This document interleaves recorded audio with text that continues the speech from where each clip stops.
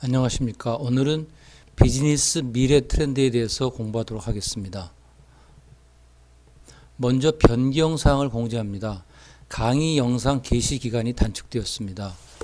수요일 00시부터 금요일 24시까지 3일 동안 게시됩니다.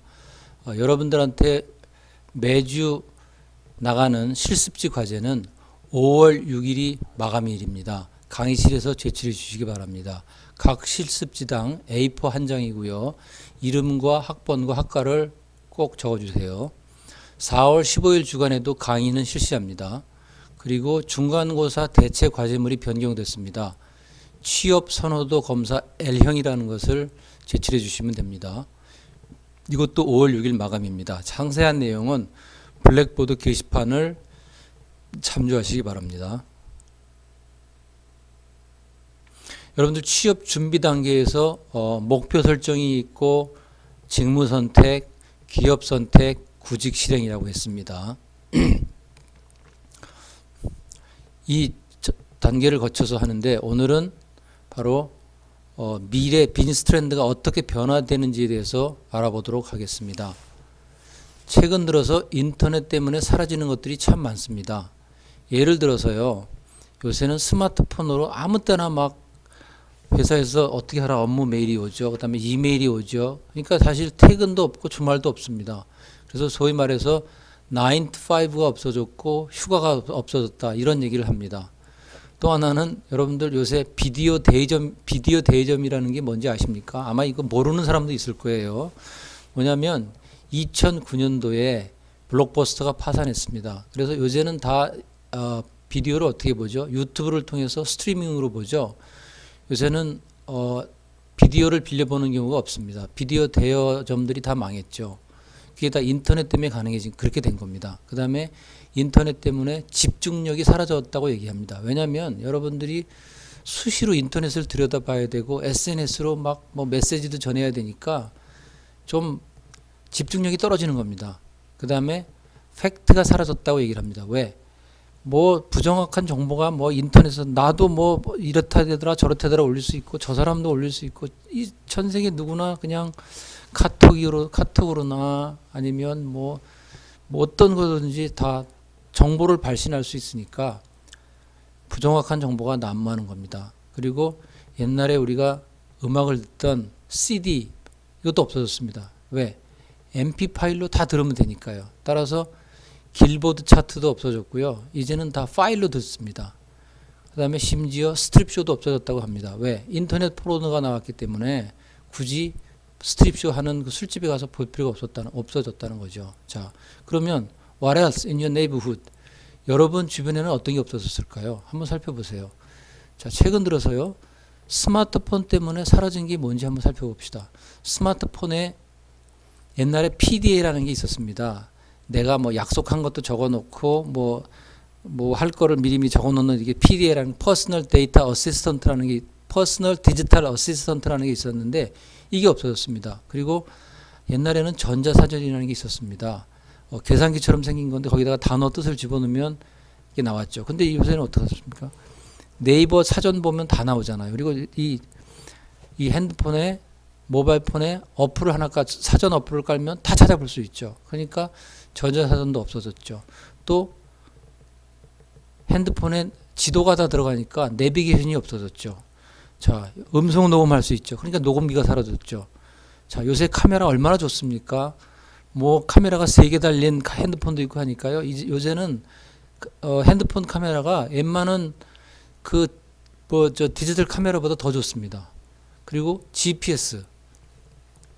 옛날에는 GPS가 있어서 어디를 갈 때 자동차에 GPS를 달고 거기를 찾아갔는데 이제는 GPS도 필요 없습니다. 모바일 폰에 그런 게 다 들어 있습니다. 그래서 이런 거를 비즈니스를 하던 사람들은 다 망한 겁니다. 뭐 때문에? 스마트폰 때문에. 그러니까 정말로 세상의 변화가 정말 무섭습니다. 그래서 요새는요, 빅뱅 디스럽션이라는 말을 얘기합니다. 급격한 파괴 또는 급격한 혁신을 얘기합니다. 지금은요, 점진적 개선이 아닌 기존 질서나 기존 시장을 그냥 전면적으로 그냥 확 바꾸는 그런 혁신들이 많이 나오고 있습니다. 대표적인 경우가 스마트폰이 될 수 있고요. 앞으로 자율주행차가 나오면 이제 자동차 시장도 확 바뀌는 겁니다. 그래서 지금은 시장이 이런 급변하는 생태계 그리고 동시다발적인 혁신이 지속되고 있습니다. 그래서 기업이나 또는 제품의 수명이 엄청나게 단축되고 있죠. 너무너무 빨리 바뀝니다. 그러니까 이런 혁신과 빠른 적응을 하지 못하면 이제 시장에서 도태되는 겁니다. 그래서요, 우리 인간은 누구나 이제는 뭘 해야 되냐면 평생 학습을 하고 적응을 할 줄 알아야 됩니다. 학습하고 새로운 것을 끊임없이 학습하고 적응을 하지 않으면 이제 생존이 불가능해졌습니다. 그래서 요새는 조직도요, 수평 조직을 많이 강조합니다. 왜냐하면 뭐 무슨 일이 생겼을 때 상사한테 보고하고 그렇게 해라 지시받아서 다시 하면 벌써 늦습니다. 그래서 그냥 현장에서 그냥 바로바로 결정해서 바로바로 대응하는. 그러니까 옛날에는 회사가 어떤 디자인을 할 때도요, 디자이너는 디자인 부서가 따로 있어가지고 회사에 무슨 생산 부서에서 이렇게 만들어줘, 이렇게 디자인해줘. 그러면 디자이너한테 가서 디자인을 해서 그걸 다시 생산 부서로 옮겼는데 이제는 디자이너가 그냥 생산 부서에 같이 배치돼 있어서 그냥 즉석에서 같이 하는 겁니다. 이런 식으로 이제 회사들이 다 어떻게 되냐, 조직을 수평 조직 그리고 소규모 조직으로 바꿉니다. 그래서 스몰 앤 마이크로라고 합니다. 이렇게 하지 않으면 이렇게 빠른 혁신과 변화의 세상에서 살아나갈 수가 없는 거죠. 그래서 요새는 크라우드 아이디에이션이라는 말도 씁니다. 왜? 외부 사람의 크라우드, 외부 대중들의 아이디어를 받아서 바로 어떤 상품도 만들고 서비스도 만드는 내부 외부 아이디어를 그냥 바로바로 수용하는 크라우드 아이디에이션, 이런 것도 많이 도입을 하고 있습니다. 그런 걸 하는 이유가 바로 이 빅뱅 디스럽션 시대에서 살아남기 위해서 하는 거라고 할 수 있습니다. 자, 그래서요,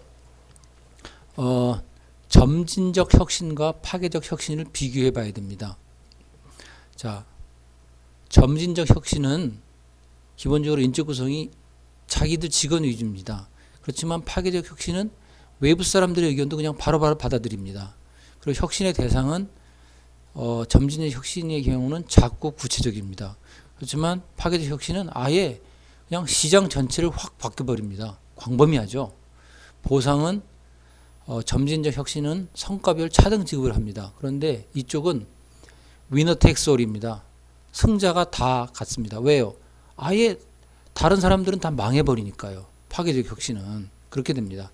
그리고 그래서 이제 보상의 크기도요, 점진적 혁신은 그냥 상대적으로 작습니다. 그런데 이 파괴적 혁신은 그 보상의 크기가 어마어마하죠. 왜? 완전히 새로운 시장이 열리기 때문에 그 전에 있던 건 다 죽어버립니다. 그래서 이 새로운 시장이 열리기 때문에 그 모든 새로운 시장을 또 위너가 독식하니까, 한 사람이 승자가 독식하니까 그 모든 게 다 그 사람께 되는 거니까 그 보상의 크기가 어마어마한 거죠. 그래서 점진적 혁신은 실행에 바로바로 실천하는 게 중요합니다. 그렇지만 이 파괴적 혁신은 어떻게 변할 것인지 항상 탐험을 해야 됩니다. 그리고 발견을 통해서 그냥 한꺼번에 확 바꿔버리는 거죠. 그래서 이 키워드도 다릅니다. 이쪽은 성실하고 꾸준하고 어떤 개선을 강조하는데 이쪽은 파괴적이고 돌파구고 기존 시장을 전복 뒤집어 엎는 겁니다. 예. 대표적인 사례가 여기는 노키아나 블랙베리. 이런 데는 다 어떻게 됐습니까? 거의 망했죠.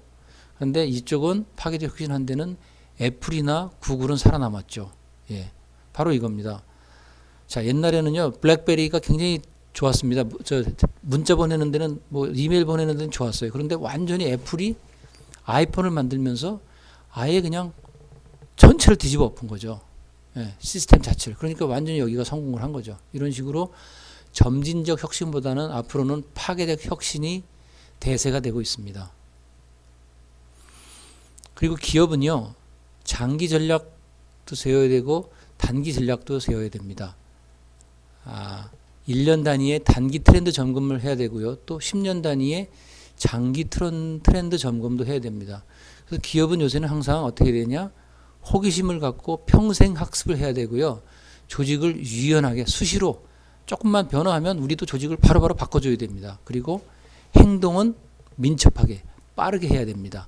그래서 이걸 어떻게 얘기하냐면 flexible and agile, flexible and agile 이걸 강조합니다.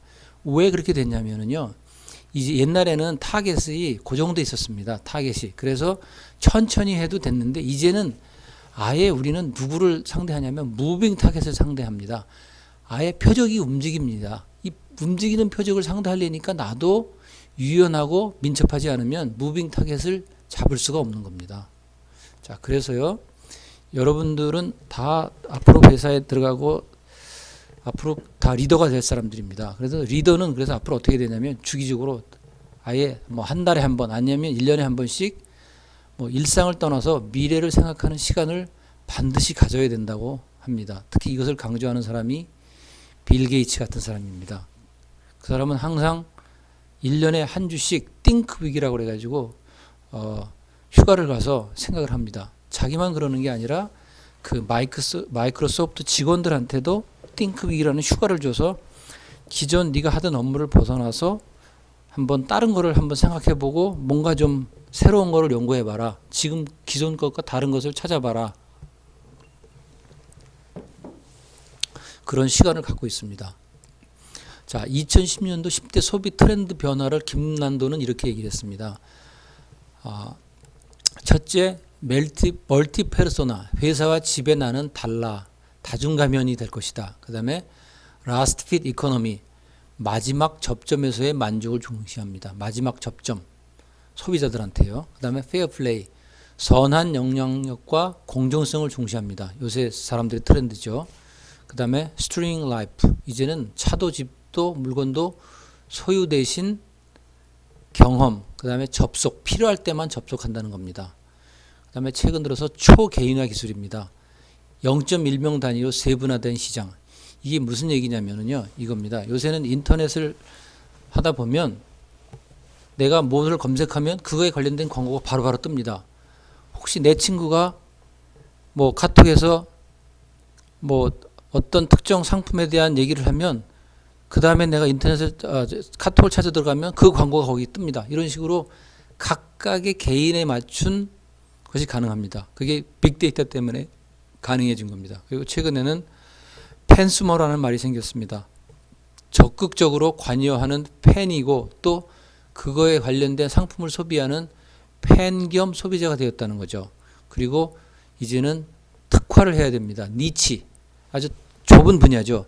니치한 것이 리치한 것이 된다, 이렇게 얘기를 합니다. 특화를 해야 살아남을 수가 있습니다. 그 다음에 58세대, 청년처럼 소비하는 신중년층, 신중년층이 아주 청년처럼 팔팔하다는 겁니다. 그 다음에 편리미엄, 이제는 시간을 아껴주는 편리함이 중요한 상품이 되었다는 거죠. 대표적인 게 뭐죠? 우리가 아침에 요리할 시간이 없는 사람들을 위해서 마켓 관리가 새벽 배송을 해주죠. 거의 다 준비돼 가지고 그냥 냄비에 넣고 끓이기만 하면 되는 그런 신선 식자재 같은 거를 배송하는 거. 그게 다 뭐예요? 사람들의 시간을 아껴주는 그런 편리함이 배달되는 겁니다. 그 다음에 업글 인간, 승진보다는 성장, 업그레이드가 중요한 직장인이랍니다. 직장인들이 뭐 직급이 높아지는 것도 중요하지만 내 자신이 뭔가 업그레이드되는 그런 게 중요하다고 생각하는 거죠. 이런 식으로 소비 트렌드도 변하고 있습니다. 우리는 항상 이 트렌드를 읽어야 됩니다.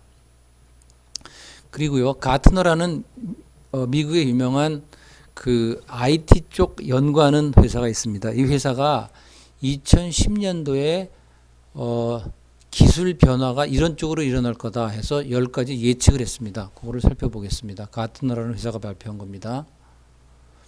자, 세계 10대 전략 기술 트렌드. 첫째, 하이퍼 오토메이션. 자동화가 훨씬 더 아주 심화된다는 거죠. 그 다음에 멀티 익스피리언스. 다중 경험을 할 수 있다는 거죠. 그 다음에 데모크라타이제이션 오브 엑스퍼티즈. 전문성의 민주화. 옛날에는 전문가만 진짜 뭐를 할 수 있었는데 이제는 모바일 폰을 통해서 그런 정보가 다 공유되는 겁니다. 그러니까 그런 전문성이 누구한테나 다 이게 그냥 다 쓸 수 있게 돼버리는 거죠. 그러니까 사실 요새 이게 무슨 얘기냐면 요새 전문가가 없어지는 겁니다. 전문가의 권위가 떨어지는 시대가 돼버렸습니다. 왜? 인터넷으로 정보를 공유하기 때문에 누구든지 다 전문가가 돼버렸습니다. 이런 세상이 돼버렸습니다. 그 다음에 이제는 휴먼 오그멘테이션, 어떤 새로운 기술이 나와서 인간의 약한 거를 뭐 무거운 거를 들을 수 있게 한다거나 멀리 보게 할 수 있게 한다거나 이런 식으로 휴먼 오그멘테이션이 일어나고 있습니다. 그 다음에 transparency and traceability, 투명성. 모든 세상이 이제 투명해졌습니다. 왜냐하면 인터넷으로 내가 지난밤에 한 일을 다 할 수 있으니까 나쁜 짓을 할 수가 없습니다. 투명해졌고 traceability, 지난밤에 네가 한 일을 다 추적할 수가 있습니다. 이게 엄청난 기술이죠. 빅데이터 때문에 이런 게 다 가능해진 겁니다. 그 다음에 the empowered edge. 자, 자율권을 가진 엣지라는 겁니다. 이 엣지라는 게 뭐냐면요. 컴퓨터를 쓸 때 그 호스트가 있고 단말이 있습니다. 그 단말을 엣지라고 그러는데 단말이 굉장히 기능이 좋아졌습니다. 그래서 그거를 자율권을 가진 엣지라고 얘기합니다. 그 다음에 distributed cloud. 이제 클라우드조차도 어떤 그 뭐 허브에 있는 클라우드 하나에만 있는 게 아니고 이 클라우드가 각각의 지역에 분산된 클라우드가 있습니다. 그래서 훨씬 저기 허브까지 안 가도 되기 때문에 속도가 더 빨라진 거죠. 그거를 분산형 클라우드라고 얘기합니다. 그 다음에 autonomous things. 옛날에는 사람만 autonomous 했는데 이젠 차도 autonomous 하고요. 냉장고도 autonomous, 냉장고도 자율적으로 해서 어떤 메인 컴퓨터에 연결되고요. 모든 그 things, 예를 들어서 단말 기기들이 뭐 냉장고나 세탁기나 뭐 이런 게 다 그 중앙 컴퓨터, 중앙 제어 장치하고 연결돼서 다 자율적으로 센서를 통해서 이 가능해진 겁니다. 그걸 autonomous things라고 얘기합니다. 그다음에 practical blockchain. 블록체인이 옛날보다 훨씬 더 실용적이고 다양한 분야에서 활용되기 시작했다는 뜻입니다. 그리고 AI security, 인공지능 보안이 많이 발전했습니다. 특히 최근에 중국에서 보면 요새는 안면 인식뿐만 아니라 거기에 이 사람의 체온도 재고 맥박까지도 재버립니다. 그러니까 훨씬 더 보안이 옛날 대비 훨씬 더 강화되고 세밀화되고 치밀화된 거죠. 근데 사실 다르게 생각하면 굉장히 무서운 거죠. 내가 다 감시당하는 거니까요. 왜냐하면 저 사람이 나한테 어떤 메시지를 보냈는데 내가 막 흥분하고 기분 나쁜 것도 맥박이나 뭐 내 뇌의 움직임을 통해서 발견할 수 있는 거거든요. 그러니까 그러면 정부가 진짜 나의 모든 사상까지 통제할 수 있다는 게 돼버리는 거기 때문에 굉장히 무서운 얘기죠. 이런 식으로 새로운 기술들이 엄청나게 빨리 발전하고 있다는 것입니다. 자, 2030년 빅뱅 퓨처 첫째 LG경영연구원이 발표한 건데요. 기술 빅뱅이 온다는 겁니다. 인공지능, 가상현실, 로봇, 유전자 혁명, 그 다음에 기술과 인간이 공존하고 협력하는 시대입니다. 그래서 기업의 생존은 전략은 스피드가 빨리 하는 게 중요합니다. 그 다음에 환경과 인간의 생존 조건이 바뀝니다. 식량의 미래, 물은 정말 불로 골듭니다. 요새는 정말 뭐 유가가 싸져서 물이 기름보다 더 비쌉니다. 미세먼지, 히토류 이런 새로운 이런 것들이 신재생 에너지가 중요해지기 때문에 환경이 미래의 생존 조건을 아주 결정짓는 겁니다. 그 다음에 경제의 새로운 패러다임이 일어나고 있습니다. 저성장이 장기화되고 있고요. 인도가 새로이 부상하고 있고 세계화가 종말을 구하고 있습니다. 지금 진짜 코로나 때문에 특히 더 그러죠. 테러리즘도 강화되고 있습니다. 그 다음에 지정학적 리스크가 증대되고 있고요.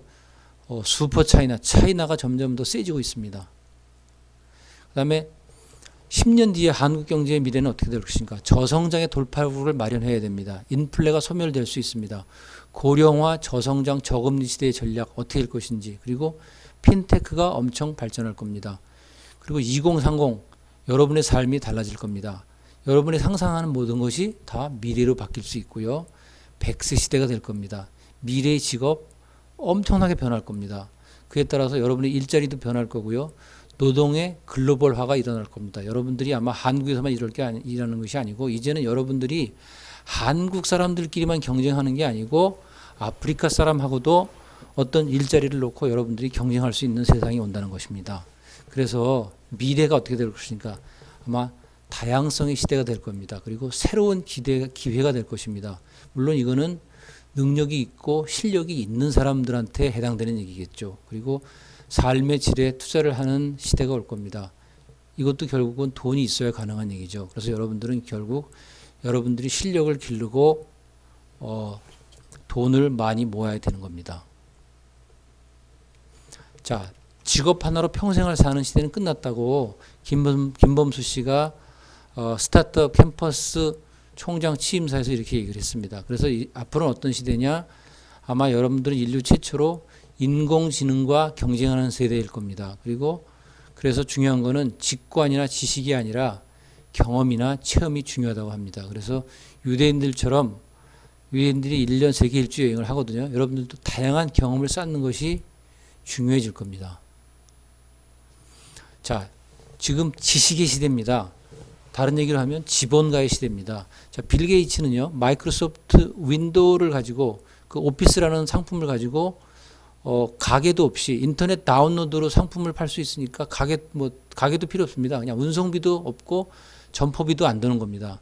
그리고 스티브 잡스는 아이패드를 개발해 가지고 이 아이패드는 기획이나 리서치나 마케팅만 자기가 하고 그 기계는 대만에서 위탁 생산을 합니다. 그러니까 완전히 진짜 지식만 가지고 승부하는 거죠.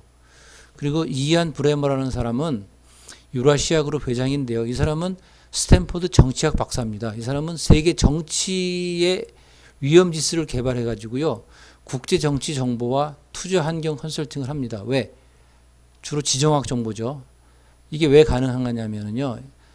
이제 기업들은 전 세계적으로 투자를 합니다. 그런데 그 나라에 투자할 때 그 나라의 정치가 어떻게 바뀔지, 그게 내 비즈니스에 어떤 영향을 미칠지, 그런 정치적인 정보, 국제 정치 정보, 거기서 전쟁이 일어날지 안 일어날지 그런 걸 지정학이라고 그러거든요. 그런 거를 판매를 하고 있습니다. 그래서 앞으로는 여러분들 무슨 뭘 잘 만드는 게 중요한 게 아니고 아이디어나 상상력이 풍부하면 어디서든지 비즈니스를 할 수 있습니다. 금융도 사실은 다 정부 싸움이거든요. 그래서 이제는 중요한 것이 상품이 아니고 아이디어와 상상력이 중요한 세상입니다.